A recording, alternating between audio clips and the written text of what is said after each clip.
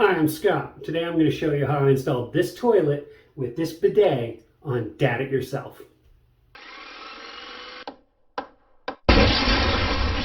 Alright, so here is my primary bathroom. I guess we don't call them master baths anymore because that is politically incorrect.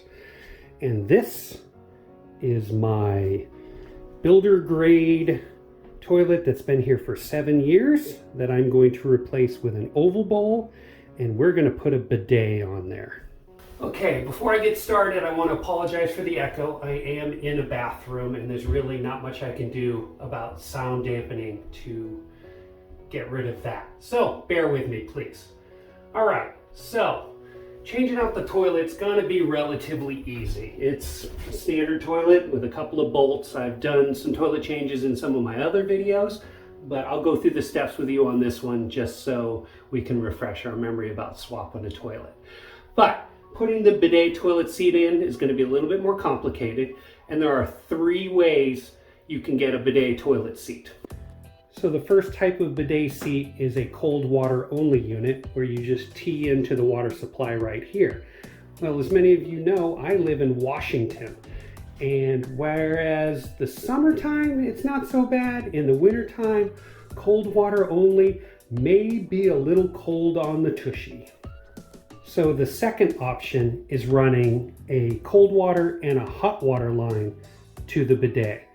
And those are really effective when the toilet is next to the vanity. But as you can see, my vanity is across the room, and the only way I could get a hot water line over here would be to either bring it in from the shower, which would be up, over, down, or from the vanity down through the floor and up to the toilet. I'm not going to do either of those, so that's not an option for me. But if you have a toilet that's next to a vanity, that is definitely an option where you can just run the hot water line out the side of the vanity. Or if you're doing a remodel, you can run a hot water line into the wall next to your cold water line. So the third option is electricity. And fortunately for me, I have a 15 amp circuit right here that powers my fan up above. The seat takes about 8 amps, so there's plenty of electricity left over even if I'm running the fan and the heater on the seat at the same time. Otherwise, there's almost no power draw from this at all. There is no studs right here, so fortunately I think I'll be able to pull power from here and put a plug way down there in that back corner that'll get it out of the way of the water. I will put a GFCI in there, and then I'll be able to plug the toilet seat in there and use the electricity to heat the water up to a comfortable temperature. So I'm going to go ahead and put this plug in. I'm not going to make you suffer through that, and it'll be there in a second. But if you're doing electricity and you're comfortable with doing that, go ahead. Any homeowner is allowed to do that. Just make sure you check your amp ratings and the availability of electricity. If you're not comfortable with doing electricity, make sure you hire a licensed professional to do the work for you. Okay, and through the miracle of video editing, I now have a new switch and a functioning GFI plug right down there, 18 inches from the floor like all the other plugs in my house, and close enough to the toilet where I can have the power go to the seat and still provide a drip loop. All right, next job, taking out the toilet. So to remove a toilet, the first thing you want to do is turn off the water. I have this little push-pull valve here. If I can remember how it works. There it goes. Pull it to turn it off, and then flush the toilet. And what's going to happen is the tank is not going to refill. But you can do a bunch of things. You can use a sponge and a bucket, or you can use a cup. But the whole idea here is you want to get as much water out of this thing as possible. And how I do it is I use a wet dry vac. And I have one right here. This one holds 3 gallons, so it's got plenty. The key here is make sure you take the filter out and make sure the thing is clean. And I have cleaned this out, so I'm not going to create a big muddy mess. And then I just vacuum the water out of the toilet.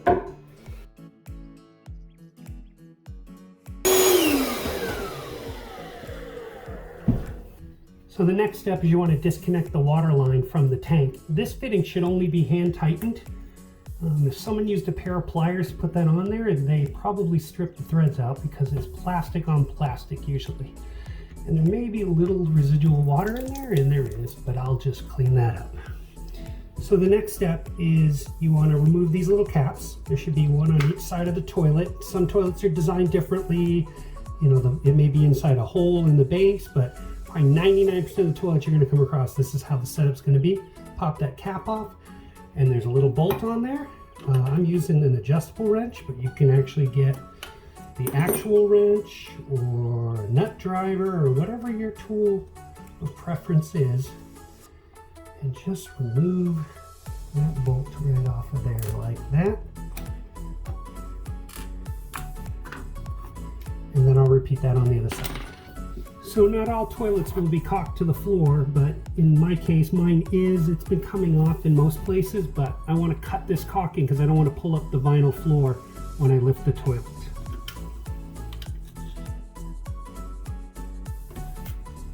So before I pull this thing off and carry it downstairs, I'm going to make it a little lighter. What I'm going to do is I'm going to take the tank off and the seat off, and here's the bolt for the tank.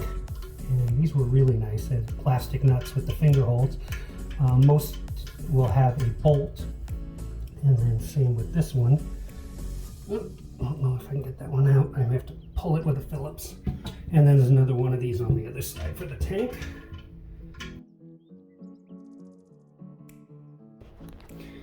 So that's what a toilet looks like without the tank. It's just a rubber seal right there that connects those two together. And I'm ready to pull the bowl. I've set this trash bag right here.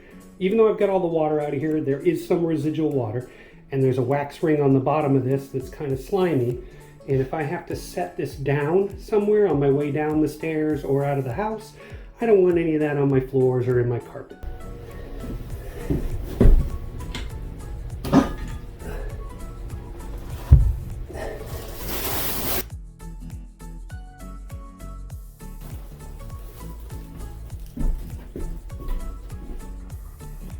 So the toilet's out of the way, but I wanted to show you something. This is a little gross, but I'll try to keep it where it's at. You notice how the top of this wax ring is nice and smooth, and you don't see any like fissures or anything in it? That means this thing was nice and sealed against the bottom of the toilet, and I had no leaks. So that means my wood floor is all good, and it sounds great. It's not spongy or anything. So that's a relief. Let's scrape that thing off of there and get ready for the toilet install. But before that happens, Mama herself wants to paint this wall blue. So I gotta wait for her to finish that up. So I got my gloves on, got a scraper, and the best technique I like is I just take an old shopping bag and I just put it right over the top of this thing, like this, and just kind of grab it and see if I can pull it off, which I don't think I can do with this one. Let's see if I can get on there with the scraper. Kind of break it a little loose. There we go. There we go. And then just pop that off of there. It's already in the bag. Oh, pull the extra off of there. Whenever you pull a toilet out, what you want to do until you get the next toilet in is you want to take a rag and stuff it down in the hole. And what that's going to do is prevent any of the sewer gases from coming up out of the piping and filling your house with poop smell. Okay, 2 coats of paint later, got a nice blue wall. We're going to actually paint up there later and probably over the shower as well, just to have a nice accent wall in here. But the main concern was to get this wall painted behind where the toilet's going to be. And I'm probably going to get a trim brush to do these 2 corners and clean up those paint lines. But let's get this toilet in because I need a toilet in my bathroom. So I got this toilet from Home Depot, Niagara brand. It was 129 bucks, not the cheapest toilet there, but definitely not the most expensive. But it has everything I need. It's got the low flush, or excuse me, the low gallon usage, I think 0.8. It's got dual flush and it's got power assist. So we shouldn't have any problems with getting the solids down. But Putting a toilet in is exactly opposite of taking one out, so I'm going to kind of time lapse it through. But you got the circle right there, the flange. I'm going to leave the bolts in from the old toilet. There's nothing wrong with them. Put the wax ring on, set the bowl, level it, set the tank on, and then that's where we're going to stop at that point so I can put on the custom bidet toilet seat. Here we go.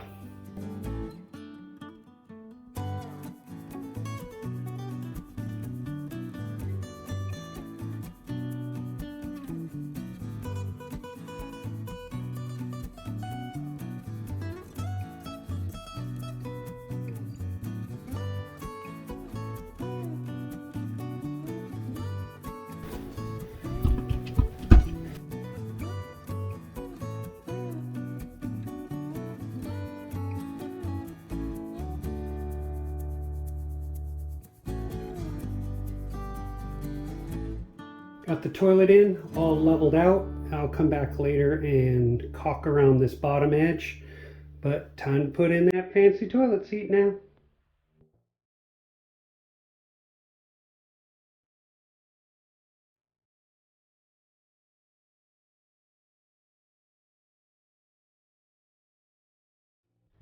So installing the seat bracket is pretty easy. I just put a little liquid soap in the holes and on the rubber plugs just so they kind of go in a little easier.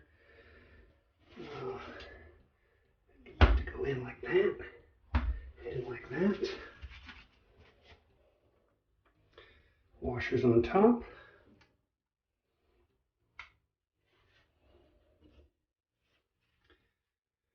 Set the bracket.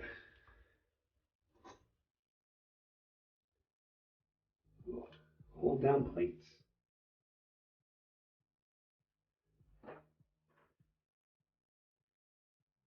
And these two screws in here like this. Okay, I just snug that down so it's not completely locked in. Because you take the template, put the template over the bracket like that. Center this, and you move this flap down because that's where the nozzle is. And then bring this forward until it clears, because this is for the dryer. So I think I need to be right about there. So let's come over a little, come forward just a little. And that's where it needs to go, and we'll tighten it the rest of the way.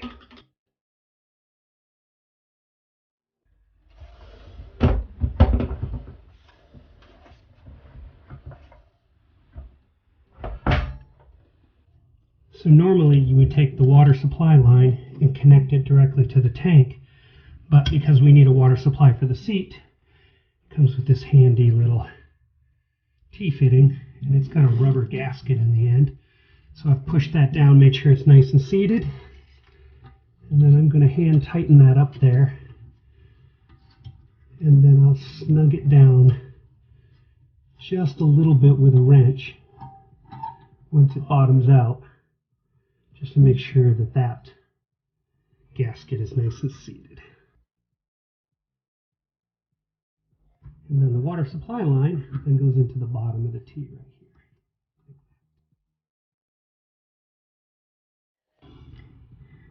And then on this end, this connects into this fitting right here. I can't see that, my hand's kind of in the way. And then it's got this fitting right here. It just clips on and kind of holds everything in place. Let's see if I can get it on there now. There it is.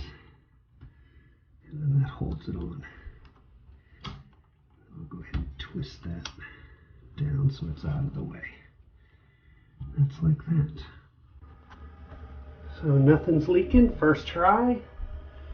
And the tank's filling up. Check out the flush valve system in this thing. How's that for crazy? Well, there she is, all done. And like I said earlier, yeah, this seat's really set up for a little bit wider of a toilet, but it fits on there fine and it works good. The missus has already tried it out once. I have to get some cable connections to put this against the wall. But whenever you have electricity and water, make sure you have what they call a drip loop so that the water would go down but not be able to get back up to the plug. You would never want to run the plug straight across because then water could run from the toilet straight to the outlet. Even though that's GFCI, gotta have that drip loop in there. This seat's really nice. To give you an idea, $129 for the toilet and $228 for the seat. So the toilet seat's actually more than the toilet. And it is super fancy. It's got a soft close lid, it's got a night light, it has an air dryer, it has all kinds of different water jets for different kinds of cleaning for different kinds of people. And it's got a remote control that I have put right here next to the light switch so it's conveniently located when you're sitting down doing your business. This project took one full day. That included the extra electrical and the painting. Speaking of, you have to have basic knowledge of plumbing and electricity to do this project. And if you're unsure of those things, like I've said before, make sure you hire a licensed plumber or a licensed electrician for areas you're not comfortable with. If you have any questions, comments, or suggestions about this, put those down below. Speaking of comments, don't forget to like, share, and subscribe. And if you do, hit the bell for notifications. I've got some videos over here you may be interested in. Subscribe button's right here. Thanks for watching. Dad it yourself. Hey, it's my turn. It's my turn. Go away. I'm going to be a few minutes. Ah!